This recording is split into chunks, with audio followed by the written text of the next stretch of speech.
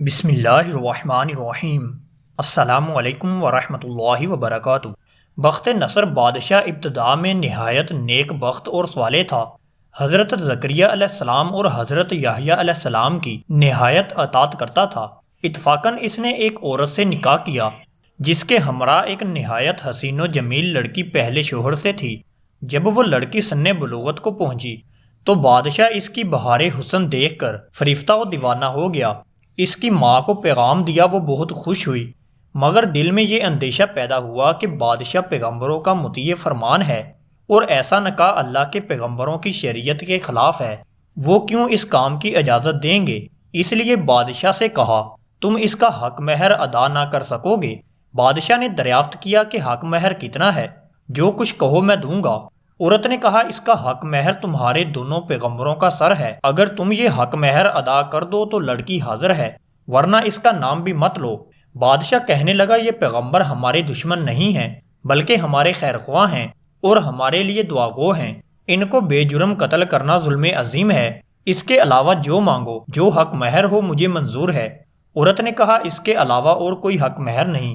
بادشاہ نے ہوائے نفسانی سے مغلوب ہو کر فوج کو حکم دیا کہ دونوں بے گناہوں کا سر کاٹ لاؤ۔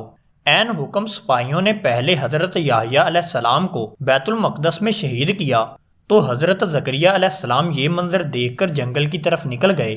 فوج پیچھے ہوئی اور شیطان نے رہنمائی کی۔ جب سپاہیوں نے آد بایا اور گھیر لیا تو حضرت زکریا علیہ السلام نے ایک درخت سے التجا کی مجھے اس وقت اپنے اندر پناہ دے، تو درخت حکم خداوندی سے پھٹ گیا اور آپ علیہ السلام اس میں سما گئے اور پھر بند ہو گیا، لیکن قدرے کپڑا باہر رہ گیا۔ فوج حیران ہوئی کہ کہاں غائب ہو گئے۔ شیطان نے نشان دیا کہ اس درخت کے اندر ہیں اور یہ کپڑا ان کے موجود ہونے کی علامت ہے۔ پھر شیطان نے آرا کی ترکیب بتلائی، درخت چیرا گیا۔ جب آرا کی نوبت سر پر پہنچی تو حضرت زکریا علیہ السلام نے سسکی بھری، حکم الہی نازل ہوا۔ مفہوم: اگر اف کرو گے تو پیغمبری سے خارج کر دیے جاؤ گے۔ تم نے غیر سے کیوں پناہ مانگی؟ اگر ہم سے التجا کرتے تو کیا ہم پناہ نہیں دے سکتے تھے؟ اب اس کا مزہ چکھو اور چپ سر پر آرا چلنے دو۔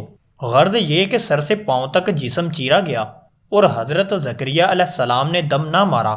جب دونوں پیغمبر اس بے دردی سے شہید ہوئے تو غضب الہی نازل ہوا، دن طریق ہو گیا اور ایک بادشاہ فوج خون خوار لے کر چڑھا اور اس شہر کے باشندوں کو گرفتار کر لیا۔ حضرت یحییٰ علیہ السلام کا خون بند نہ ہوتا تھا، جب قبر میں رکھتے تو قبر خون سے لبریز ہو جاتی۔ بادشاہ کے لشکر نے قسم کھائی کہ جب تک حضرت یحییٰ علیہ السلام کا خون بند نہیں ہوگا ہم باز نہ رہیں گے۔ ہزارہا آدمی تہ دیغ کر دیے لیکن خون بند نہ ہوا۔ اس وقت ایک شخص حضرت یحییٰ علیہ السلام کی میت پر آیا اور کہا کہ آپ پیغمبر ہیں یا ظالم؟ ایک خون کے بدلے میں 1000 آدمی قتل ہو چکے، اب کیا سارا جہان قتل کرواؤ گے؟ اتنا کہنا تھا کہ آپ علیہ السلام کا خون بند ہو گیا۔